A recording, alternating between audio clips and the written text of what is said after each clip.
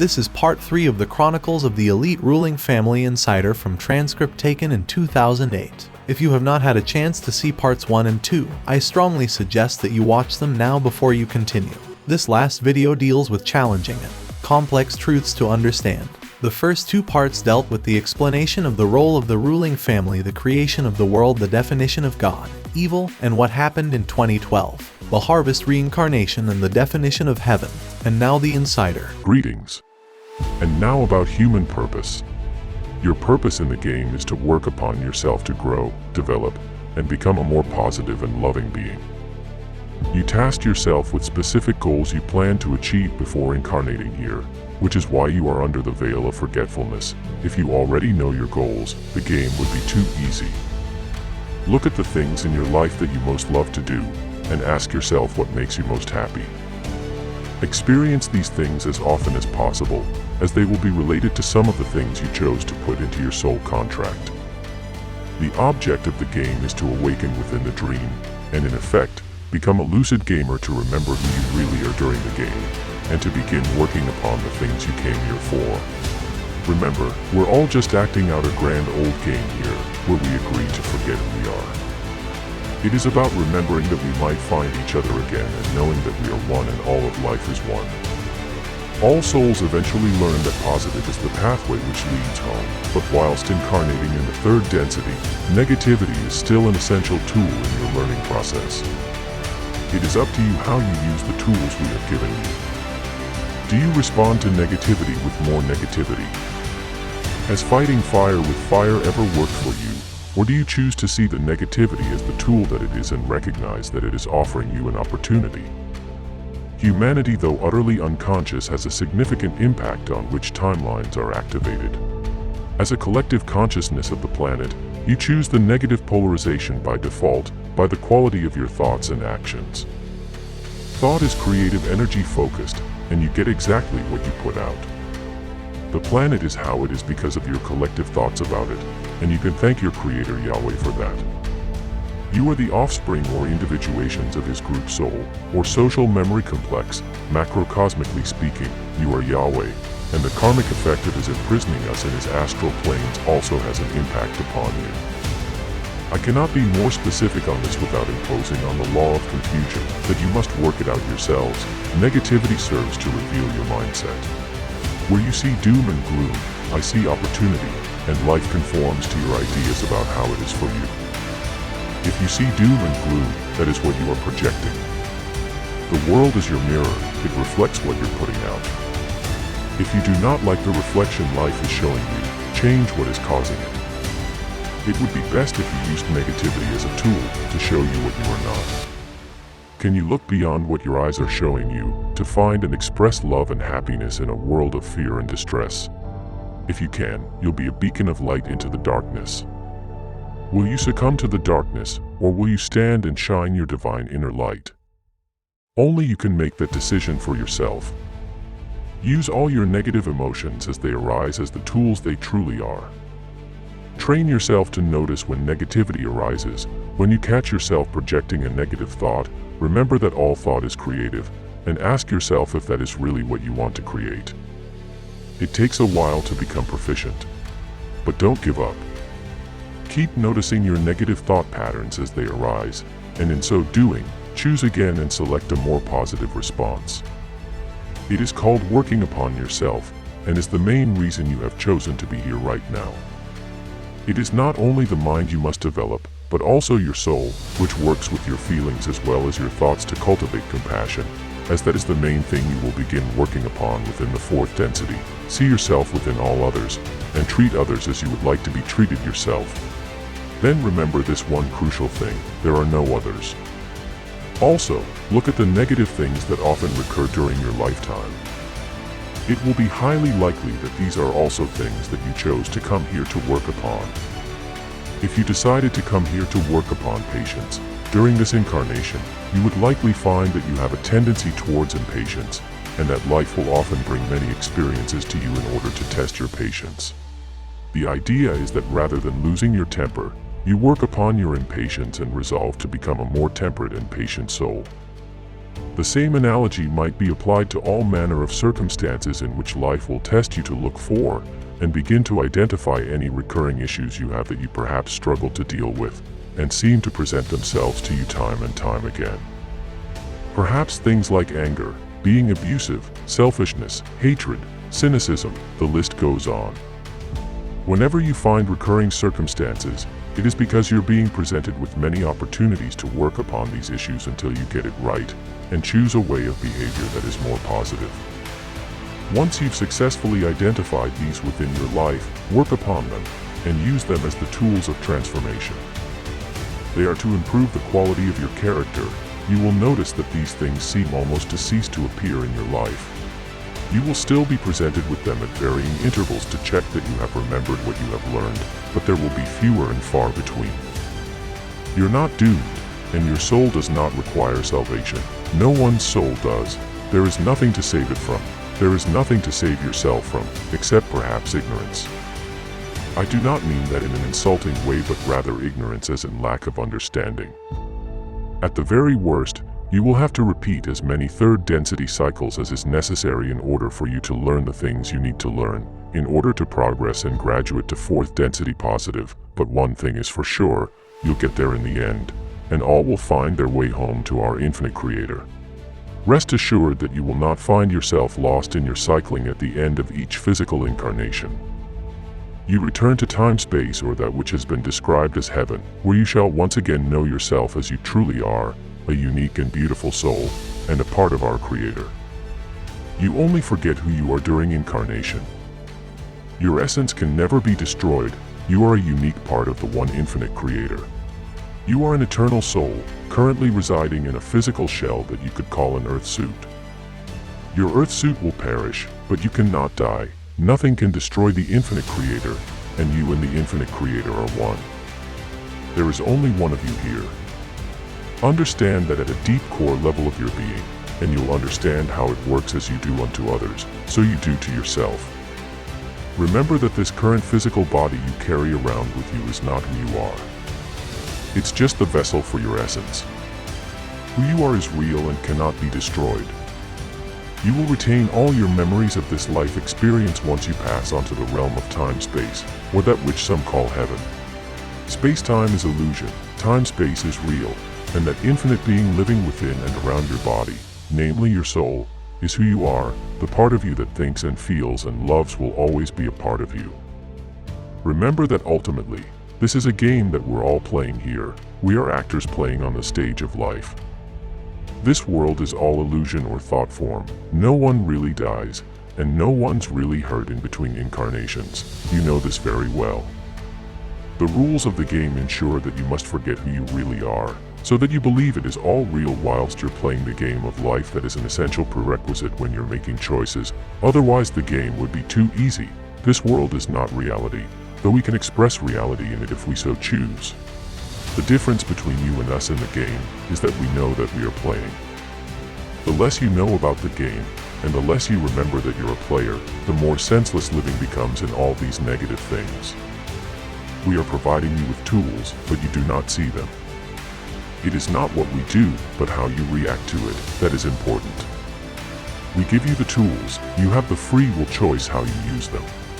You have to take responsibility. There is only one of us here, you understand that, and you understand the game. If the one infinite Creator is infinite and has created everything that is, then does the infinite Creator not reside within all things? When you can see the divine spark of the infinite Creator, even within those who would mean you harm, the firm grip of the illusion will begin to lose its power over you. Love your enemies and pray for those who persecute you. Remember always, this is a beautiful game that you're playing here, co-creating together with our infinite Creator, and that off stage between lives, we are the very best of friends, and that no one really dies, and no one really suffers except in the game. The game is not reality, and you have the power to express your reality within the game.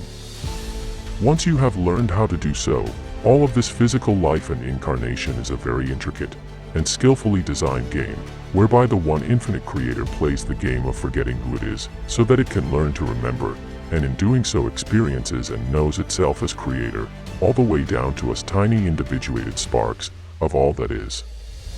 The time we spend between lives in time-space is intended to restore our soul energy from within, in order to continue our upward progression. Evil is not who you are, it is part of the complex series of illusions that you use in third density to show you who you are not. The further up through the densities you work, the less polarity plays an integral part in the game. The sixth density, the density of unity, is the last level that polarity is a factor, but even then, it factors in a very different way. Instead of balancing positive and negative, you'll be balancing love, light, compassion, and wisdom. Satan is a human invention, simply the personification you have given to all the negativity on this beautiful planet. You didn't know who to blame, and as you could not find it within yourselves to take any responsibility, Satan was created to absolve yourselves. No soul is terminally corrupted. Every soul is a beautiful individuated portion of our one infinite creator. Souls play characters in the game of incarnation and can play some mean and nasty characters. Still, underneath the disguise, they will always be beautiful. Remember this every time one of these beautiful souls mistreats you. As a part of their storyline, they're just playing their part like any good actor does whilst on stage. Be thankful for their sacrifice and learn the lessons they are bringing you. Pain and suffering are just aspects of the game. They feel extremely real whilst we're playing the game, and they have to make you believe it is real. No one really dies, but rather, the matter of human form is shed, much like the caterpillar when the butterfly emerges. Look upon physical incarnation as the butterfly in which you might transform. To be good to yourself, and cultivate a genuine love for life, and for being there is a big difference between loving yourself and being selfish. When you truly understand what it is to know and love yourself, you cannot help but to love and serve others. There are no others. When you know this at the core level of your being, you'll be on the path home to the infinite creator and ultimately submergence back into the infinite oneness. Be genuinely thankful to the infinite creator every day for bringing you into being and for his bountiful provision.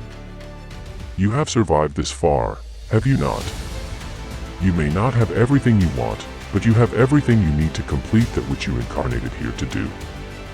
Give thanks for that, and show acknowledgement and gratitude to the infinite creator for all that it has done and is doing for you. It gives you the gift of life experience and offers you the free will to decide what you will create with it. Guard your thoughts carefully, as they are more powerful than you can imagine. When you're coming from a place of love for and service to your creator, a life of service to others will become a natural outflowing. From that, always look for ways that you can be of assistance to your fellow beings. Be of encouragement to others, build people up, and do not put people down. Be a beacon of light in a dark world. Does that elderly lady need a hand with her shopping bag? How do you treat the homeless man who asks you for some spare change for the shelter? Ever heard about angels in disguise? Our infinite creator longs to be close to us in truth. He is closer than most would believe. Look and see the divine spark in the heart of all beings. Treat them as you would like to be treated yourself, and as you would your creator if he was speaking directly with you, for even as you are doing it to the least of these, you're doing it unto me. The law of one, your thoughts, words, and actions return to you and ultimately cultivate a spirit of humble gratitude. You won't go wrong when the desire to serve flows naturally from a grateful heart. You do not serve others to achieve oneness with the infinite source. You serve others because you love them as yourself. Others are an extension of yourself. That's why the law of one works the way it does, truly. Whatever you do to me, you are doing to yourself. We're all one in the infinite creation. Separation is an illusion because you only see what is in the third density. You do not see the whole picture. We achieve oneness with the infinite source of all. As a result of our upward spiral of progression, we're all on the path back to where we came from. We're all on our way back home. Humanity must grow beyond the concept of the idea of God. In other words, there are many gods, logos, sub-logos, sub-sub-logos, and so on, but there is only the one infinite creator of which we are all a part. I will share a perception. Yahweh is a sub-logos, Yahweh's Father is a logos, and his Father is the one infinite creator. Most of humanity on this third density planet call Yahweh God, and other worshippers use different monikers for their gods. This is further confusing as there are many macrocosmic level creators or logos, as has been explained previously. As the religious dogma here on earth wants you to believe, God is a separate entity which is outside of you, which you must supplicate to and worship. The one infinite creator, and most all of the logos and sub-logos do not want your worship, they want you to understand creation and your place within it. As such, we are one, and it has been given to all by the one infinite creator to be co-creators on the microcosmic level. So if you must use terms you are comfortable with, the Supreme Being is the one infinite creator. We are all a part of the one, not its subjects. So be grateful, and live in a state of gratitude and service to the one infinite creator for bringing you into being, and for this amazing game created in which you may forget who we are, to remember and know yourselves, once again as the creator. The main reason people don't have their prayers answered is that they do not believe that they will be. Have faith and trust in the one infinite creator. The more you trust in the one infinite creator, the more you and the one are one. You are here to work upon yourself when seen from a higher density, but in this density, you're here to remember who you are and why you are here. You're here to remember the infinite creator and know the creator within you, and offer your service to him and others of your own free will. To serve the one comes before the other when you remember who you are. You know it deep within the core of your being. You will know and recognize your invisible connection to all that is, and in so doing, joy, thanksgiving, and service will be the natural outpouring result from your grateful heart. When you work upon yourself and learn to know the Creator within you, being of service to others will be natural for you, and your glorious harvest shall await. There is a simple method to check upon your developmental progress despite what appears to be happening in the world at large. How loving and harmonious are your relationships? Remember that the world is your mirror casting back at you the reflection of that which you have projected into it. How many arguments do you find yourself engaging in? Is there bitterness and anger within the ranks? Do you look at others and think about how you would like to change them, or do you love them and accept them as they are? Loving and accepting someone for who they are is known as unconditional love. That is something you will spend much time working upon when graduating into fourth density positive. It's a good idea to get a head start now. Loving and accepting someone as they are does not mean accepting abusive behavior, but it does mean loving and accepting the person. The behavior is not who they are. The soul within is who they are. The quality of your relationships is an excellent mirror from which to gauge the quality of your output, or, in other words, that which you are creating. Do you look at a person and concentrate to a greater or lesser extent upon the things that you dislike about them and wish would change, or the qualities that you like and admire in them? Remember that we have said that all thought is creative. You receive exactly what you send out, so when you send out the thought, why is she so hard to live with? Why is she always behaving like this? Ask yourself what you are doing right now. Essentially, you're saying she is so hard to live with, she is always behaving like this. Remember, all thought is creative. You are creating the very behavior you wish to change simply because you do not understand the law of radiation and attraction. Now try an experiment. Take someone in your life that you love, but having some trouble getting along with them. Think about the thoughts you have projected about that person, the negative thoughts, and ask yourself if that's the behavior that you do not like in that person and in any way corresponds to the thoughts you have been having about them. If you're honest with yourself, it's a strong bet that it does. Sure, they must have behaved that way in the first place to make you notice that you didn't like it, but we all have off days sometimes. The more you focus on that behavior, the more you will see it. It's just life doing what it does and conforming to your expectations. Now have recognized this, what will you do about it? Notice your negative thoughts as they arise, catch yourself as you have them, then change your perspective. Focus instead on what you like about this person, how you love their smile, how they do such nice things, and how helpful and loving they can be. Keep putting those positive thoughts out, and persevere, as you might have a bit of negative work to undo first. Keep catching yourself and focusing on the positive, then prepare for an almost magical transformation of your circumstances. Constantly monitor your thoughts and pay attention to their quality, because what you think about is directly related to what you create and what life will show you. It is the difference between conscious and subconscious creation, and life gives us what we expect because all thought is creative. If we get up and expect to have a bad day, more often than not, that's exactly what you'll get. If you've hurt someone, be it physically or emotionally, you will have to experience what that felt like for them at some future point. The law of karmic effect is not a punishment. It is a tool of learning set in place to promote personal growth and development. If you have to feel the consequences of your actions, there is a higher likelihood of your choosing a different course the next time. It is also important to remember that it works both ways. Seek therefore ensuring that the effect of your presence upon those others you encounter upon your journey are positive and beneficial. A karmic cycle is brought to completion once you have learned the lessons intended for you. If you keep repeating the same mistakes, you'll keep incarnating until such a time as you get the message and break the cycle. Ultimately, you will learn what you need to know, and you will find your way home. For some, it just takes longer than others. We obstruct your spiritual development as a test. Have you ever noticed how just when you think you've found something that feels like truth, something will come along and make you doubt, to make you question the truth, and in so doing, also doubt yourself in believing it can? You see how the test works. Just when you find something that you've weighted up and dissected with your discernment and decided to integrate it into your concept of truth, along comes the challenge to your newfound beliefs, usually in the form of an event or something that others may say to dissuade you. Like all other aspects of your progression, your spiritual development is something you have to work for. How do you know if your newly discovered truth is actual if you've never tested it? Just like in Hollywood productions, we hide the truth right out in the wide open. What humanity is offered as science fiction, more often than not, is science facts, but never take what another says to you as truth. Your purpose here is to find your truth. Sometimes, others can help you by offering guidance, but for their truth to become your truth, it must pass through the test of your discernment.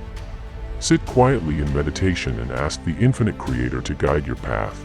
Meditate upon that which I have shared and listen to your inner feelings. They are the language of your soul. Now, about synchronicity, keep in mind there's no such thing as coincidence. Nothing happens by chance. And life isn't a constant process of communication, only most people are too busy to notice. Think of it as an alarm clock, and what are alarm clocks for? It happens all the time. In fact, almost every time you have some new revelation, it gets you excited, and it happens quite by design. You cannot see this, however, as it's happening. Beyond third density comprehension, in a realm where everything can be seen as adjoining and relating to everything else, synchronicity is all a magical part of our infinite Creator's ingeniously creative mind, an excellent sense of humor and irony. About dreams, use the gift of your dream time communications, which are critical communications from your oversoul, and many other sources whereby information is downloaded to plug into your inner data bank. Begin recording everything you recall upon waking, and do not give up on the process even though it is hard at first. You will begin to slowly make sense of the information which is being downloaded into your subconscious mind. When you become proficient at this, you can use your dream time as a method of inner communication. Dreams are a key method our soul uses to speak with us, as the conscious mind is too busy and distracted most of the time. It tends to use the subconscious to hear what the spirit has to say. Instead, the universal mind speaks in archetypal imagery in a similar way that the writing in some of our Asian languages uses a system whereby a collection of words or meanings are contained within what is essentially a symbol. So the universal mind uses archetypes to communicate in dream time. Just like understanding any new dialect, you need to learn the language of those skillful in channeling. A difficult issue is that you can start off receiving a positive entity. If you are not very perceptive in your discernment and careful in your protection when identifying an incoming channel, you can get a negative one that pretends to be positive but gradually slips in more and more misinformation, having gained your trust. The ones that give you precise dates and times are nearly always ones to avoid. Positive entities will not provide a date and time, negative ones will do. so they can set you up for a fall. Once you're tricked into predicting dates and times, and they don't happen, they've succeeded in putting out the light of your message, as no one will see any credibility in you. When channeling, switch off all non-essential electrical appliances. The electromagnetic field they create disturbs your brainwave patterns and makes it difficult for your mind to achieve the deeper alpha and theta states conducive to relaxing deeply and hearing your inner voice. About aliens and abductions, most of what you hear termed as abductions are conducted by your government, especially the ones where the so-called Greys are involved. Other than that, sometimes the Confederation will meet with specific incarnates here who have a part to play in awakening others to the coming harvest. These will always be positive experiences, and those who have them will feel uplifted and inspired by their contact. Then there is the Orion group, whose purpose is based on negative polarity, mainly targeting the ones you call light workers. They try to distract them from their assignments and spread fear, but they will not harm you physically. Their modus operandi is to deflect you from your path of positive polarity. They often engage in psychic attacks that the light worker is unaware of, but ultimately it drains much of their energy and makes them lack motivation. You will only receive communication from them if that is something you have already agreed on together in your soul contract before coming here. Many here at this time, millions, have a part to play in the Great Awakening and preparations for the Great Harvest. Many who do not believe now will begin to open their minds. As the earth changes begin to take effect, people will be terrified and have no idea what is going on because the governments have concealed this information from you.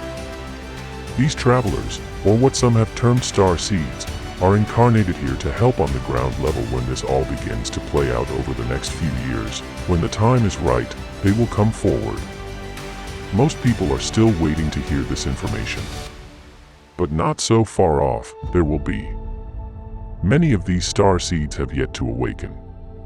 The Confederation stands by, ready to help them if necessary for those such as these who have yet to awaken.